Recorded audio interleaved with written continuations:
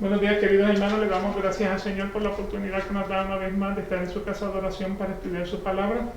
Comenzamos entonces con una oración. Padre, te damos gracias por este día, te damos gracias por las bendiciones que recibimos de ti a diario. Te damos gracias, Señor, porque tú nos has dado a tu Hijo Jesucristo para la salvación, para traernos la paz y la reconciliación.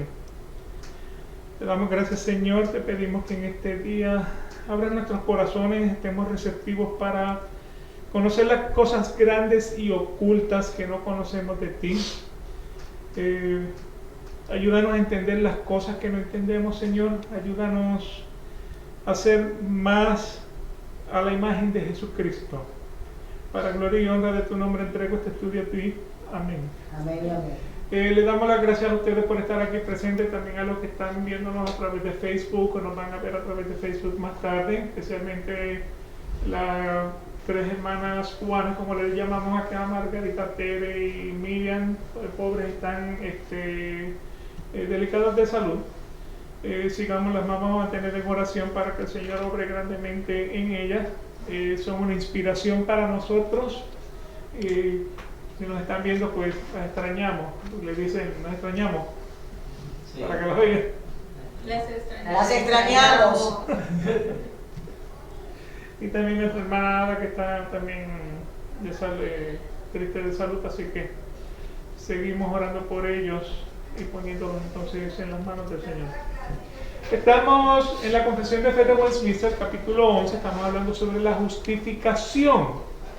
Hemos hablado de ciertas palabras que aparecen en el tema de la justificación. Una es la justicia, y hemos dicho que justicia de Dios es lo aprobado, es lo aceptable. O sea, que cada vez que usted lea la palabra justicia, justicia de Dios, pues tiene que pensarlo de esa manera. Estamos hablando de lo que es aceptable, lo que es agradable delante del Señor. La palabra justificación, ¿qué significa? Ver que nos ve Dios a través de su Hijo sin pecado. Nos ve, y para hacerles una palabra más sencilla, Dios nos ve inocentes. Exacto. A pesar de que seguimos siendo pecadores, Dios es quien nos establece en la vida como inocentes, ante el reino como inocentes. Así que justicia quiere decir lo aceptable por Dios. Justificación, Dios nos mira inocentes, somos inocentes ante los ojos de Dios. En la lección 1 pues hablamos de que Dios es quien nos llama de una manera eficaz a esa justificación gratuitamente, perdonarnos, no imponiendo su justicia si fuéramos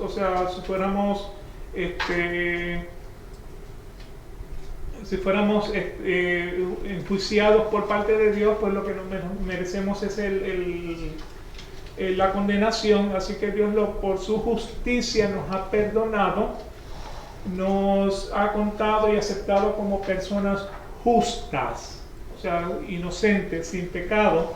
Y esto no es obra de nosotros, sino que solamente por causa del sacrificio de Jesucristo en la cruz, por la fe misma, no por el acto de nuestro propio creer, ninguna otra obediencia evangélica como nuestra propia justicia. Nuevamente, la obediencia y satisfacción de Jesucristo, la fe que se genera en nuestros corazones, es lo que realmente pues está trabajando en ese aspecto. Y esta fe pues nuevamente es Dios quien nos las da. Los mismos discípulos les decían: Señor, aumentanos la fe.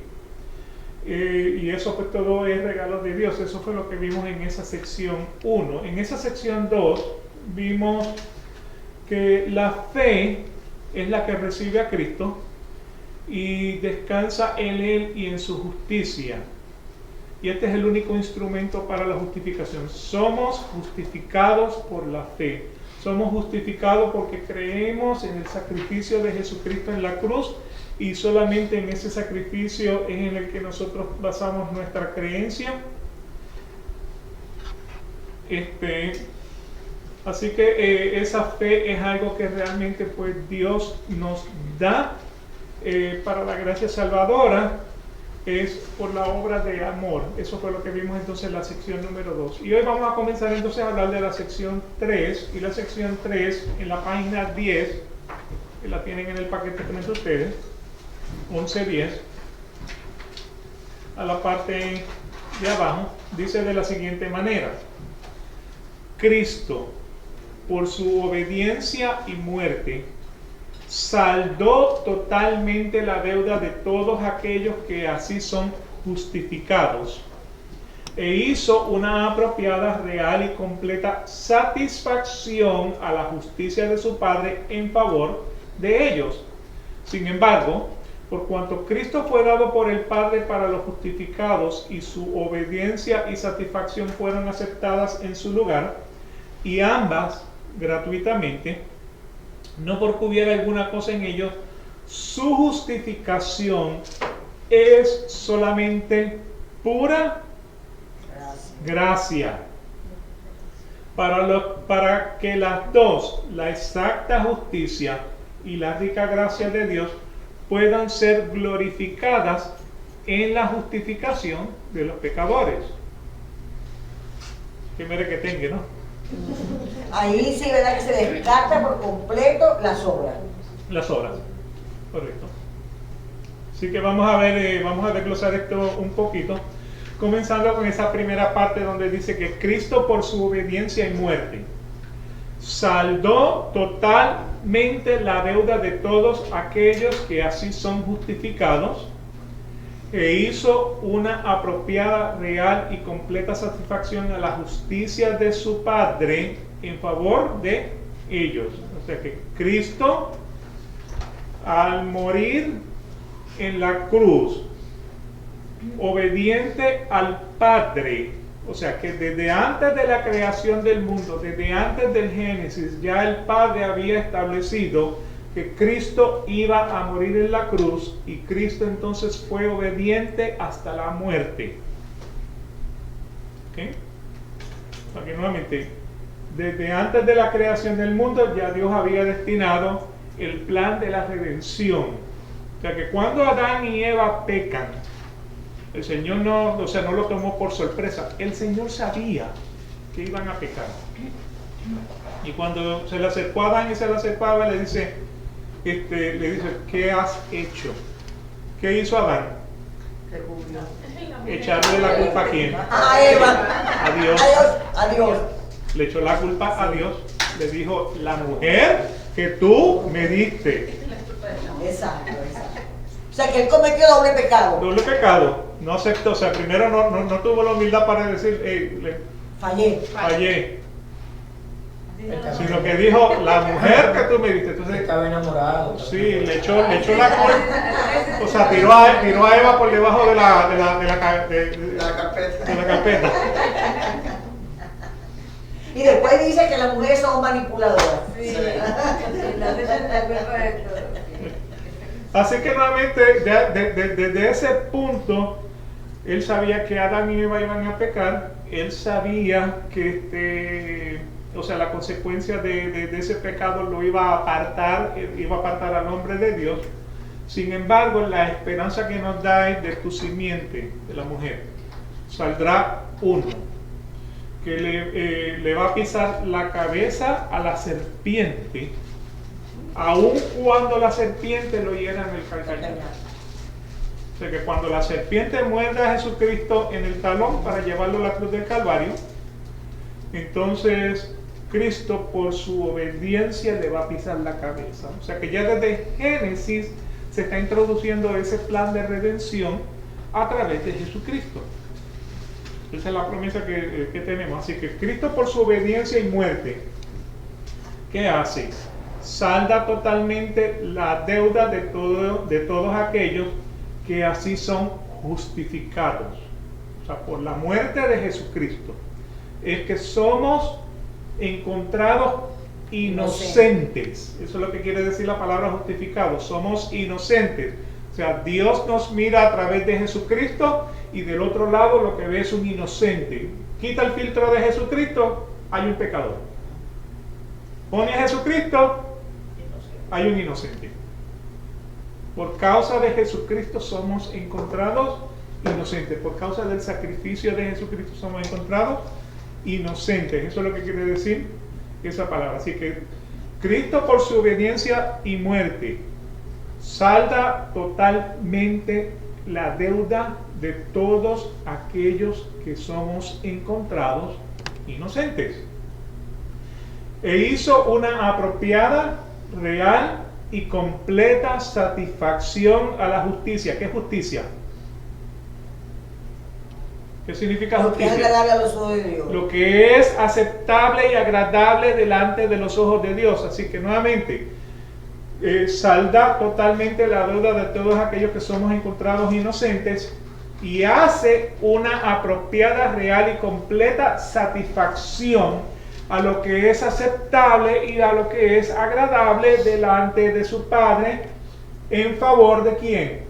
De nosotros los pecadores.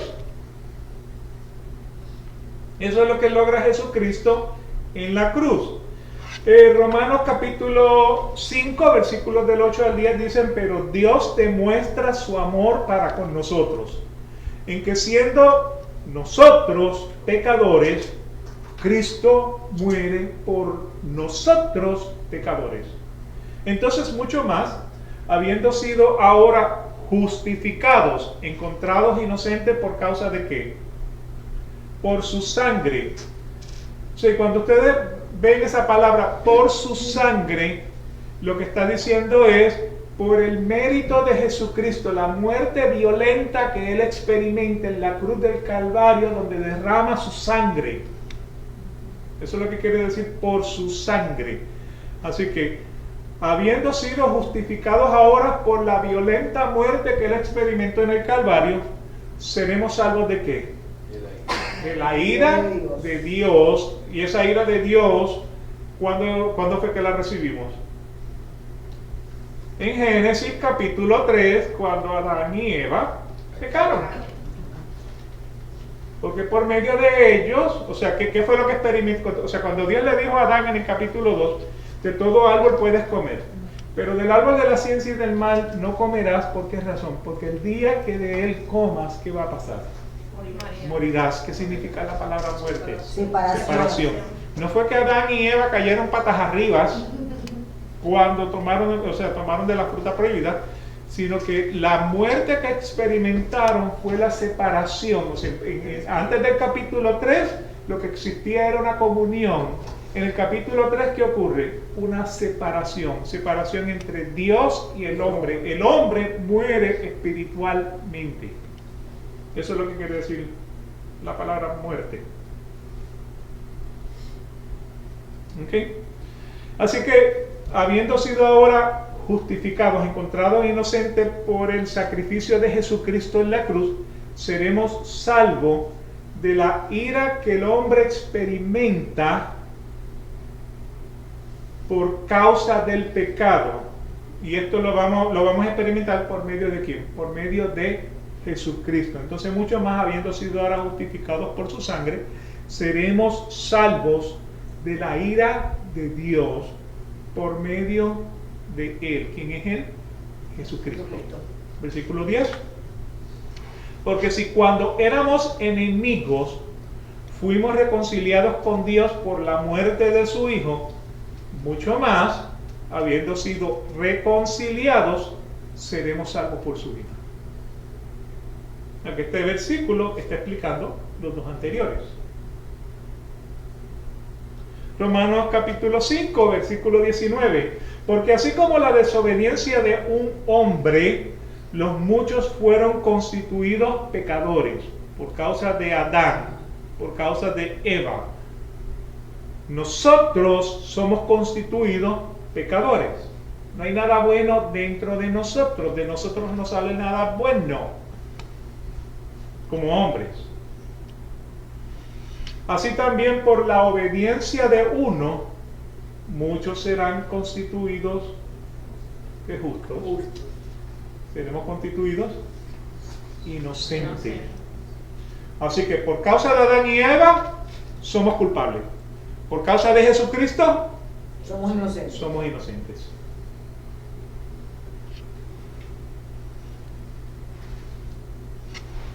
Primera de Timoteo, capítulo 2, versículos 5 y 6. Porque hay un solo Dios y también un solo mediador entre Dios y los hombres, Cristo Jesús, hecho hombre, quien se dio a sí mismo en rescate por todos, testimonio dado a su debido tiempo. O sea que la muerte de Jesucristo hace 2000 años no fue una casualidad, fue el tiempo de Dios. No fue por manos humanas, fue por obra de Dios. ¿Okay? Entonces cuando dice un solo mediador entre Dios y los hombres, ¿qué quiere decir? Que solamente es Jesucristo quien lo puede hacer. Es solamente Jesucristo, ¿por qué razón? Porque es el único que estuvo en la cruz del Calvario con el propósito de mediar la ira de Dios y nuestro pecado. ¿Me explico en eso? Solo Jesucristo puede ser el mediador entre Dios y los hombres, porque es el único que estuvo en la cruz. Fue el escogido de Dios para ese propósito. El único que merece la gloria. Y es el único que se merece la gloria porque nuevamente por medio de su sangre, por medio de su muerte violenta en la cruz donde derrama su sangre, es que nosotros tenemos reconciliación con Dios. ¿Reconciliación de qué? De la ira de Dios por el pecado. ¿Sí? Hebreos capítulo 10, versículos de 10 a 14. Por esta voluntad hemos sido santificados. ¿Qué significa santificados? Apartados para Dios. Apartados para Dios. Por esta voluntad hemos sido apartados para Dios mediante la ofrenda del cuerpo de Jesucristo, ofrecida de una vez para siempre. Versículo 11. Ciertamente todo sacerdote está de pie día tras día ministrando y ofreciendo muchas veces los mismos sacrificios, que nunca puede quitar los pecados. ¿Qué quiere decir el versículo 11? Que en el antiguo pacto el hombre tenía que venir con un macho cabrío, tenía que venir con una oveja, y esa oveja iba a ser degollada y la sangre de ese animal iba a ser colectada, y ese sacerdote tenía que entrar por el tabernáculo, tenía que entrar por el templo al lugar santo, y detrás del velo estaba el lugar santísimo, que era donde estaba la arca del pacto. Y él entonces entraba, solamente el sumo sacerdote podía entrar allí y rociar la sangre de ese animal, no para el perdón del pecado, sino para apaciguar la ira de Dios. Porque ese animal, o sea, se ven en Hebreos, ese animal, ni ese sacerdote podían perdonar el pecado del hombre. Solamente Cristo, al morirle en la cruz, es el que puede quitar los pecados. Por eso es que el versículo 11 termina diciendo, nunca pueden quitar los pecados. ¿Okay? Versículo 12, pero Él, ¿quién es Él? Jesucristo. Habiendo ofrecido un solo sacrificio por los pecados para siempre. Se sentó a la diestra de Dios, esperando de ahí en adelante hasta que sus enemigos sean puestos por estrado de sus pies. Porque por una ofrenda Él ha hecho perfectos para siempre a los que son santificados. Y veremos en el libro de Hebreo, en el estudio del libro del Hebreo que el pastor está haciendo a través los miércoles, cómo es que Él entra en el lugar santísimo, no con la sangre, o sea, como sumo sacerdote, no con la sangre de un macho cabrío, sino que Él entra con su propia sangre. Y es el único sacrificio que Dios va a aceptar para el perdón de los pecados, la sangre de su Hijo Jesucristo. Y nuevamente eso lo veremos en Hebreos. Daniel capítulo 9, versículos 24 al 26. 70 semanas han sido decretadas sobre tu pueblo y sobre tu santa ciudad para poner fin a la transgresión, para terminar con el pecado.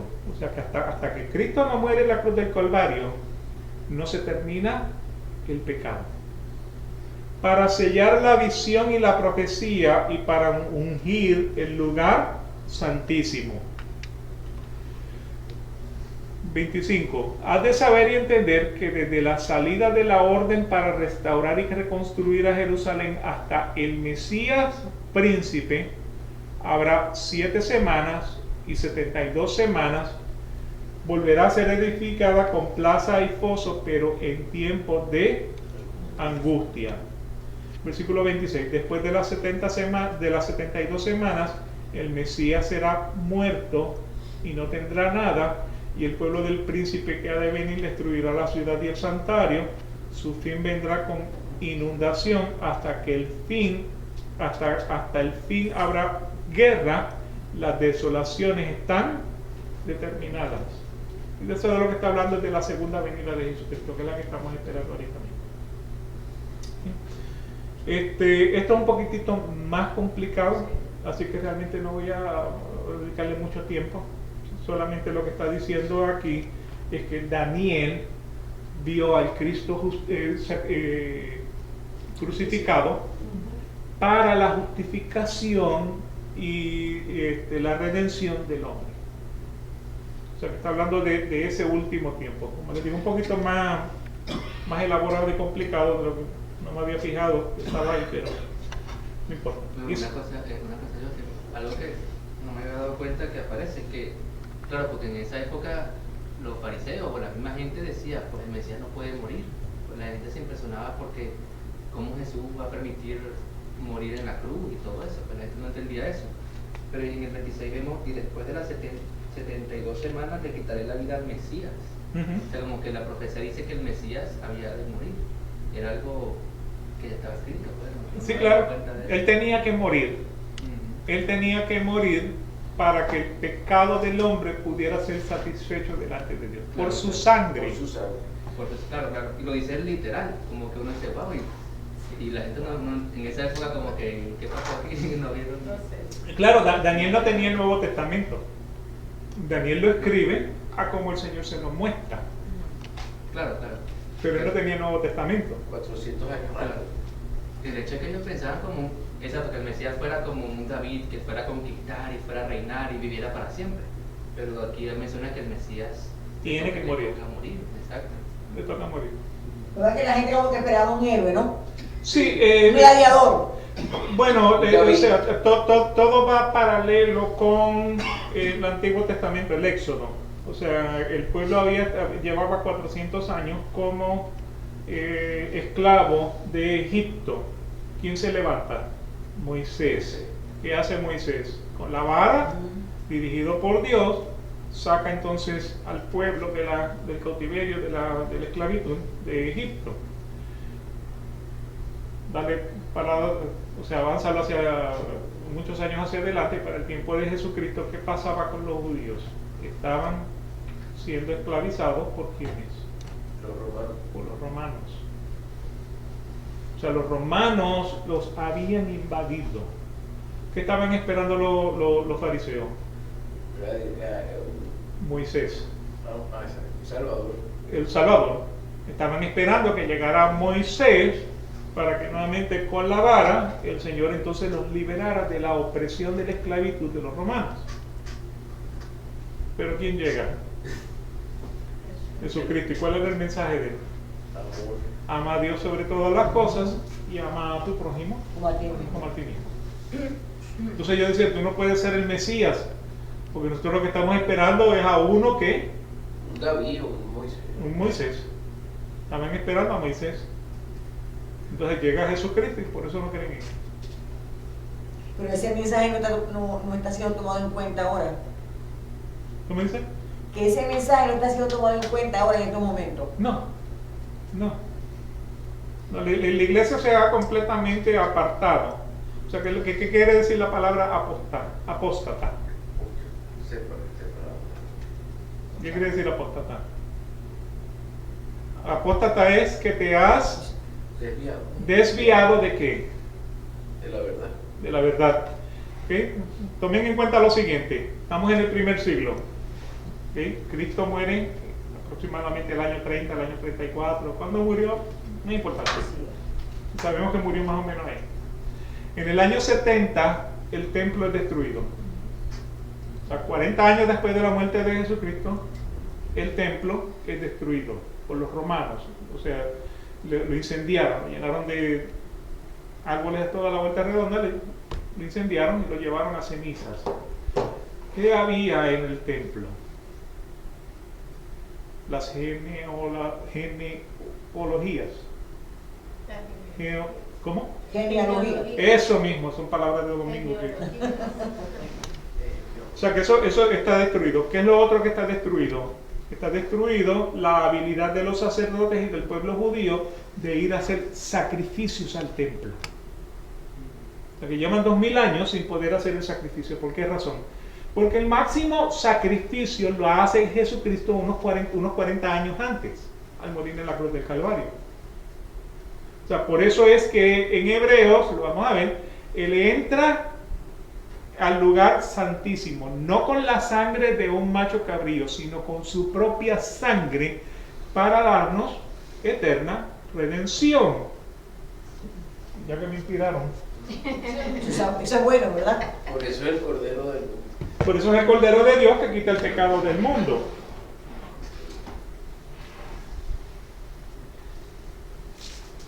Búscame ese versículo, Gustavito. ¿Cuál? El versículo donde dice que él entró al lugar santísimo. Está en Hebreos.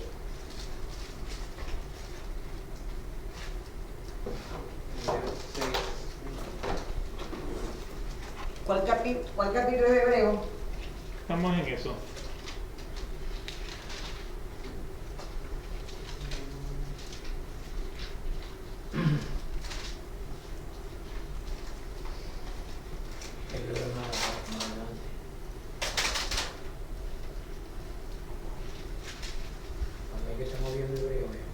Sí que Hebreos 9:12. 9:12.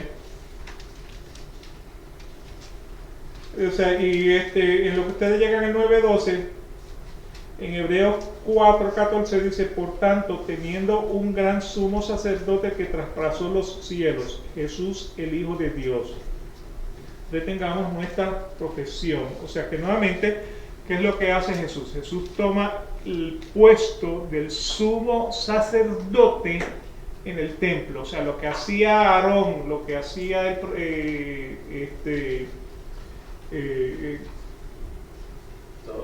todos los sumos sacerdotes que fueron entonces en esa sucesión, Caifás, Jesús entonces toma ese puesto. Entonces Jesucristo en el capítulo 8 es mediador de un nuevo pacto.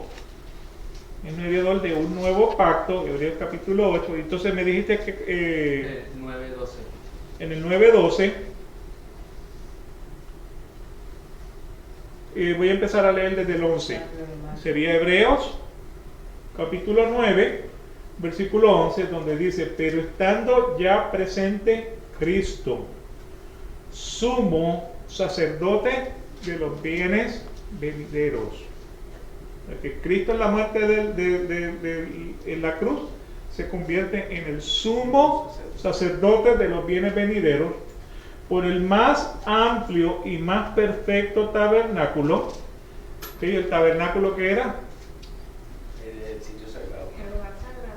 El lugar sagrado. O sea, el tabernáculo era el equivalente al templo. En el tabernáculo fue lo que ellos llevaron a través del desierto, o sea que lo armaban y lo desarmaban y seguían caminando. Y tenía entonces el lugar santísimo, tenía el velo, y detrás del velo estaba el arca, y ese era, o sea, tenía el lugar santo y el lugar santísimo. Y el santísimo era donde estaba el arca, que era donde representaba la presencia de Dios. En medio de las alas, exacto, de repositorio, que de ahí, exacto, de ahí Dios hablaba a Moisés. A Moisés. Entonces ahí era donde entonces se regaba la sangre sobre el arca del pacto. Así que nuevamente en el capítulo 9:11, Hebreos 9:11, pero estando ya presente Cristo, sumo sacerdote de los bienes venideros por el más amplio y más perfecto tabernáculo, no hecho de manos, es decir, no es de esta creación. Ese tabernáculo, ese templo no es de esta creación, porque hay un versículo que dice, Dios no habita en templos hechos por manos humanas, como si Él lo necesitara. Así que Él tiene que hacer su propio tabernáculo, no es un tabernáculo hecho por manos humanas, es un tabernáculo espiritual. Versículo 12, y no por sangre de machos cabríos ni de becerros, sino que Cristo entró en el tabernáculo con su propia sangre, entró una vez para siempre en el lugar santísimo, habiendo obtenido eterna redención. Versículo 13, porque si la sangre de los toros y de los machos cabríos y las cenizas de las becerras rociadas a los inmundos santifican para la purificación de la carne, santificación es apartado para Dios, pero no es salvación, no es perdonado. Santificación, estamos siendo apartados para Dios. O sea que nuevamente, ¿cuál era el propósito de la ceniza? ¿Cuál era el propósito de la sangre de los machos cabríos? La santificación. Pero eso no es la salvación. Porque para la salvación necesitas el perdón del pecado, y el único que te puede perdonar el pecado es Cristo.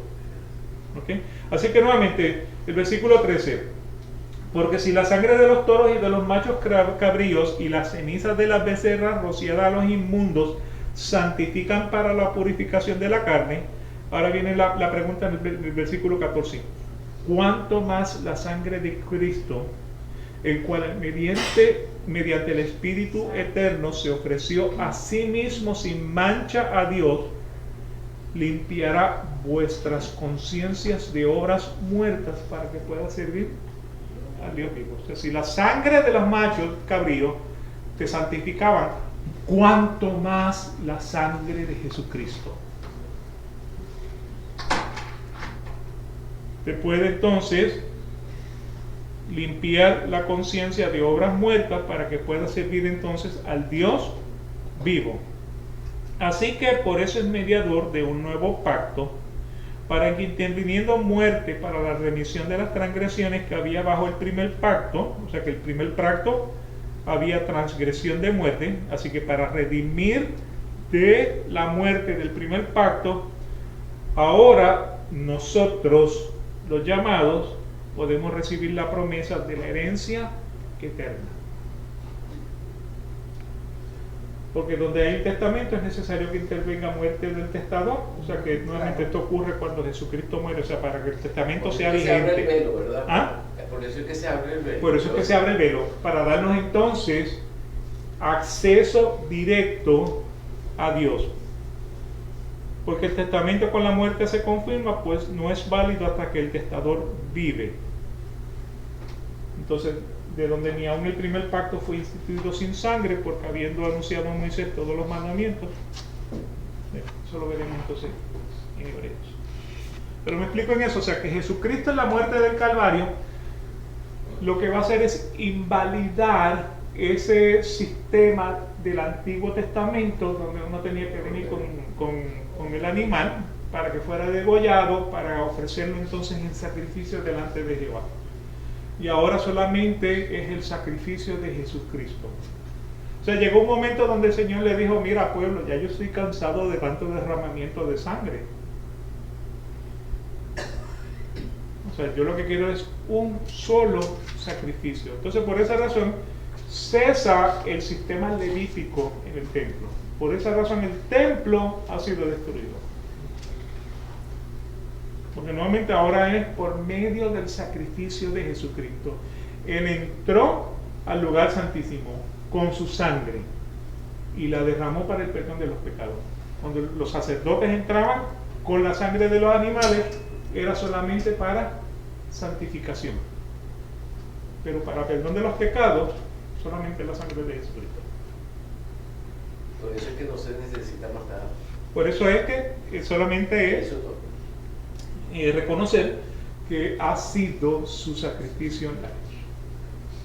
Isaías capítulo 53, versículos 4 y 6, al 6. Ciertamente Él llevó nuestras enfermedades y cargó con nuestros dolores. Con todo, nosotros le tuvimos por azotado, por herido de Dios y afligido. Mas Él fue herido por nuestras transgresiones, molido por nuestras iniquidades. El castigo por nuestra paz cayó sobre Él y por sus heridas hemos sido sanados. Claro, yo tengo problemas con el corazón. ¿Por qué no estoy sanado? O sea, tengo problemas en la piel. ¿Por qué no he Por el sido sanado? pecado. Porque todavía sigo siendo pecador. ¿Me explico en eso? Cuando dice, por sus heridas hemos sido sanados, necesariamente, o sea, yo no estoy diciendo, no me malinterpreten, Dios sana a quien le da la gana y cuando le da la gana y como le da la gana. Porque Él es Dios soberano. ¿Me explico? O sea, él no está limitado al tiempo. O sea que hoy día, si Dios quiere sanar, sana. Ahora, cuando este versículo dice, por sus heridas hemos sido sanados, ¿de qué está hablando? Del alma. Del futuro. Está hablando cuando este cuerpo deje de respirar y me encuentre con el Señor, ahí es donde seré completamente sanado de qué? De todas mis dolencias, de todos mis males, de todos mis problemas. Cuando morimos somos ya listos, pues. Por eso es que Romanos capítulo 8 dice, Él te eligió, Él te llamó, Él te eligió. Mucho más fácil buscarlo en la Biblia que inventármelo. 8:31, 8:28 me parece que es Romanos. Y es un versículo que Este día te la quita. ¿Ah? Este día te recoge. Dueño nosotros. Esa es la sanación que da.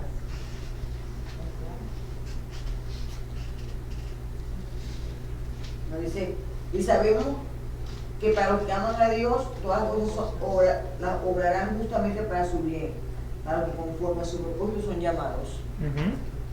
Continúa, porque a los que antes, Este es el 28. y el 29 dice, porque a los que antes conoció, también los predestinó para que fuesen hechos conforme a la imagen de su Hijo, para que Él sea el primogénito entre muchos hermanos.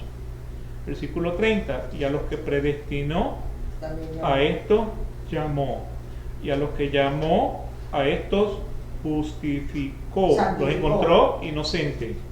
A los que encontró inocentes, a estos glorificó. ¿Cuándo es la glorificación? Después de la santificación. Y después de la justificación. Va la justificación, entonces entramos en la santificación. ¿Y cuándo es la glorificación? Luego, Cuando nos encontramos con Él. Cuando dejamos de respirar. Entonces experimentamos la muerte física. ¿Qué quiere decir la palabra muerte? separación. Que se separa, El Espíritu. el espíritu se separa del cuerpo. O sea, el cuerpo va a la tierra, el polvo de donde fuiste traído, y el espíritu entonces regresa al Dios que lo dio. O sea, que ya muertos somos glorificados. En la muerte es que somos glorificados. Así que ¿cuándo es que somos sanados por sus heridas? Cuando somos glorificados. Bueno, y luego, claro, ya después de que Él venga, Él daría cuerpo glorificado para cada uno, ¿verdad? Eso sería con su venida. Con su venida. O sea, aunque el cuerpo esté cremado o en polvo, lo que sea, lo va a formar y lo va a glorificar. ¿Lo forma para de que nuevo? ¿Correcto? El espíritu que está en el cielo con Él se conecten y... Una nota al calce. ¿Qué es una iglesia? Y acuérdense que cuando tenemos problemas de interpretación, cuando no conocemos las definiciones. ¿Qué es una iglesia? Puede definirse La iglesia es una edificación donde se reúnen ciertas personas. La iglesia es el conjunto de todos los fieles, la congregación de todos los fieles, no la parte física, No, porque la parte física se llama un templo. Un templo. Somos nosotros, la iglesia, el cuerpo de... Dice la iglesia cristiana, Me llamó la atención mucho eso, porque nuevamente somos o sea, hay denominaciones que dicen somos la iglesia escogida, Ah. los favoritos de Dios. Ujú. Entonces, pues, voy al diccionario a buscar, porque la palabra iglesia aparece en la Biblia. O sea, cuando Cristo le dice a Pedro, tú eres Pedro, y sobre esta roca edificaré mi iglesia. Entonces la palabra iglesia aparece en la Biblia, así que fui al diccionario a buscar qué significa iglesia. E iglesia se define como la asamblea de los creyentes en el sacrificio de Jesucristo. Y eso es universal, significa que es a nivel global, esa asamblea que son creyentes de Jesucristo, es lo que se reconoce como iglesia. ¿Dónde se reúne la iglesia? En el templo. Ahora vamos entonces a ese versículo que dice, Dios no habita en templos hechos por hombre, hombres. ¿Dónde habita Dios? En nosotros. en el En universo. nosotros, porque somos el templo del Espíritu Santo. Entonces la palabra iglesia a lo que hace referencia no es a 4 paredes y un techo. La palabra iglesia lo que hace referencia es, o se define como, Conjunto de personas. el conjunto, la asamblea de personas que son creyentes en qué? En que Jesucristo murió en la cruz del Calvario para el perdón de mis pecados, porque nada más puede perdonar mi pecado. Exacto. Esa es la iglesia. Esa es la iglesia de Jesucristo. No solamente esa iglesia está en la tierra, donde más está. En el cielo En también. el cielo. Los creyentes que Claro, mueren, claro que sí. salvos, son parte de esa iglesia. Hay algo que me está causando curiosidad. Pablo en muchas ocasiones ha dicho que, bueno, y lo vimos ahora en Hebreo, ¿no? Que es tanto el resplandor que tiene la imagen de Jesucristo que puede cegarte. ¿Sí? Ahora bien, después que nosotros seamos glorificados, también iremos a tener destello.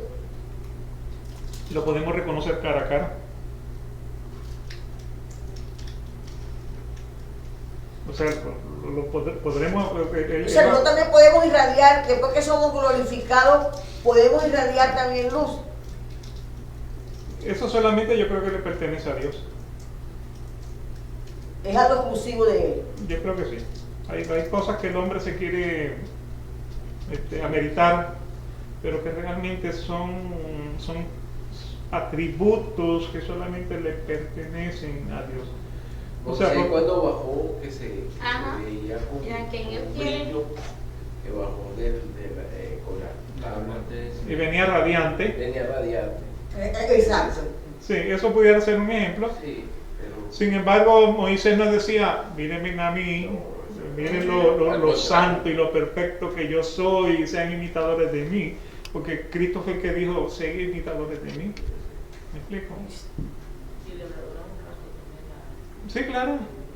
y muy chévere, pero o sea, no sé qué hace, le haría el brillo, ¿no? Lo único que yo diría es que, o sea, de la manera en que Dios se quiso manifestar a través del hombre. Sí, O sea, porque, por ejemplo, la palabra de Dios se nos ha dado a través de los hombres. Entonces es una manifestación de Dios a través de los hombres. puede ser algo así. Pero ¿de quién es la gloria? De Dios. De Dios. O sea, no del hombre.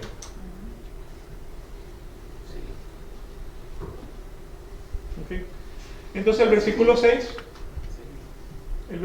dice, todos nos descarriamos como ovejas, nos apartamos cada cual por su camino, pero el Señor hizo que cayera sobre él la iniquidad de todos nosotros. O sea, que cuando Cristo está en la cruz y dice, Padre, ¿por qué me has abandonado?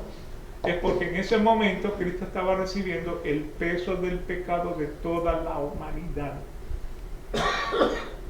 Entonces, pues nuevamente nos descarriamos, nos apartamos por nuestros propios caminos. pero Dios hizo que el pecado cayera sobre Jesucristo.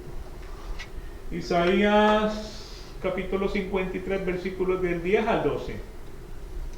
Pero quiso el Señor quebrantarle, sometiéndole a padecimiento. Cuando Él se entrega a sí mismo como ofrenda de expiación, verá a su descendencia, prolongará sus días, y la voluntad del Señor en sus manos prosperará. Versículo 11. Debido a la angustia de su alma, Él lo verá y quedará satisfecho. Dios verá el sacrificio de Jesucristo y quedará satisfecho. ¿Cuáles fueron las últimas palabras de Jesucristo en la cruz? Consumado es, ni más ni menos. Está todo cumplido. Así que Dios vio el sacrificio y queda satisfecho. Por su conocimiento, el justo, mi siervo, justificará a muchos y cargará las iniquidades de ellos. Hablando entonces ahora ahí de Jesucristo. Por eso fue la separación, porque como Jesucristo en ese momento estaba cargando los pecados de todos nosotros, pues Dios no puede estar donde está el pecado. Correcto. Por eso se separa momentáneamente de él hasta que... Y cuando vamos a Getsemaní, cuando Jesucristo le dice, pasa esta copa de mí, pero que no sea mi voluntad, sea la tuya. O sea, que era la angustia que Jesucristo estaba teniendo en ese momento que lo hizo sudar gotas de sangre. Que él sabía que su padre se lo iba... La separación que iba a experimentar por el Padre, por causa de que cuando Él está cargando el pecado, el Padre lo va a abandonar en la cruz. Ese era el dolor que Él estaba sintiendo. No era el dolor de la cruz. Pues ya lo sabía. Porque Él ya lo sabía. Él sabía lo que iba a experimentar. No era ese dolor. Era el dolor de experimentar esa separación con el Padre. Versículo 12. Por tanto, yo le daré parte con los grandes y con los fuertes repartirá despojos, porque derramó su alma hasta la muerte, y con los transgresores fue contado, llevando él el pecado de muchos e intercediendo por los transgresores. ¿Quiénes son los transgresores?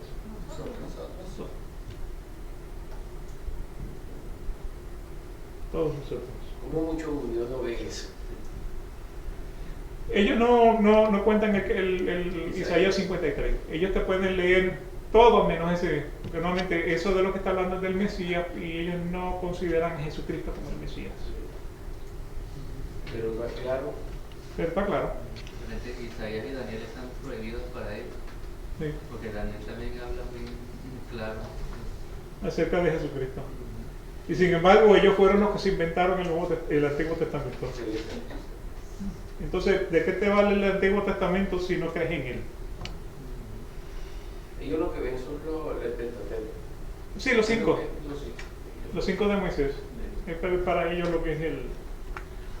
Así que Cristo, por su obediencia y muerte, saldó totalmente la deuda de todos aquellos que son justificados, e hizo una apropiada, real y completa satisfacción a lo que es aceptable, a lo que es agradable de su Padre en favor de nosotros. Sin embargo, por cuanto Cristo fue dado por el Padre para los justificados, ¿quién entregó a Jesucristo?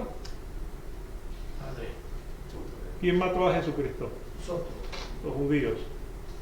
¿Pero quién fue el que lo entregó? El Padre. ¿Quién lo llevó a la cruz del Calvario? El Padre. ¿Por mano de quién? Los pecadores. De los judíos. De Caifás. De Caifás. ¿Ok?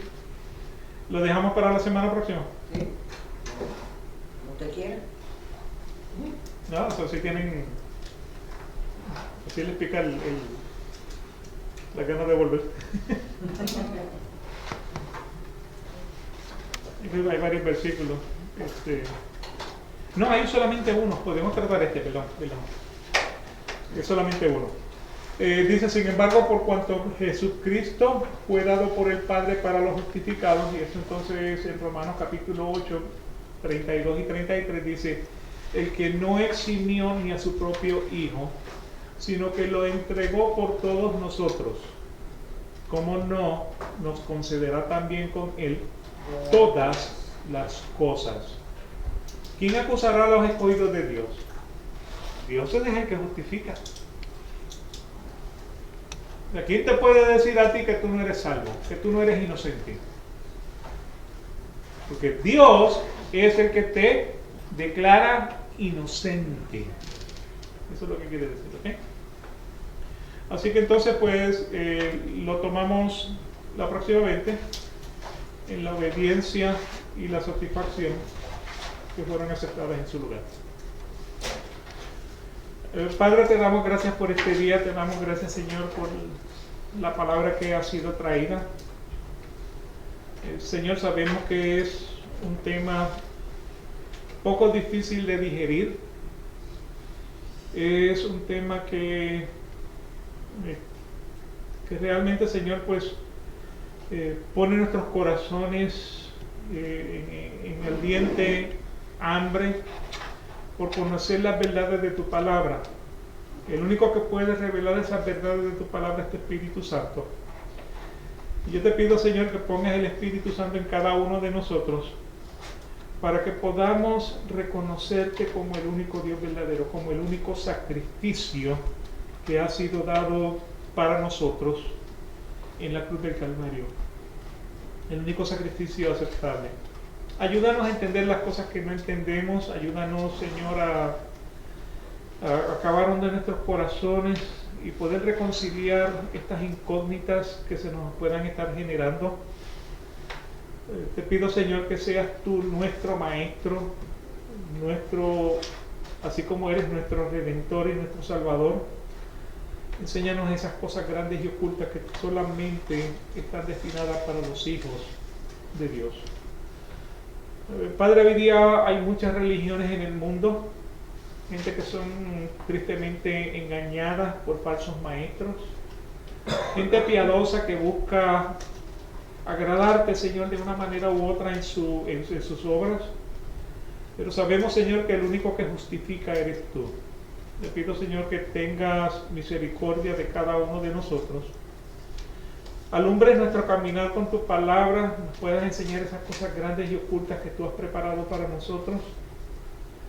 Tengas misericordia, Señor, de nuestras faltas, de nuestras fallas. Gracias por tu gracia salvadora, por el sacrificio de Jesucristo, por el Espíritu Santo que mora en nosotros. Todo esto sea para gloria y honra de tu nombre. Amén. Amén. Quédate con nosotros en el servicio, Señor. Esperamos que sea de tu agrado. Gloria sea a tu nombre para siempre. Y nos veremos entonces en el servicio. Que Dios nos lo continúe bendiciendo.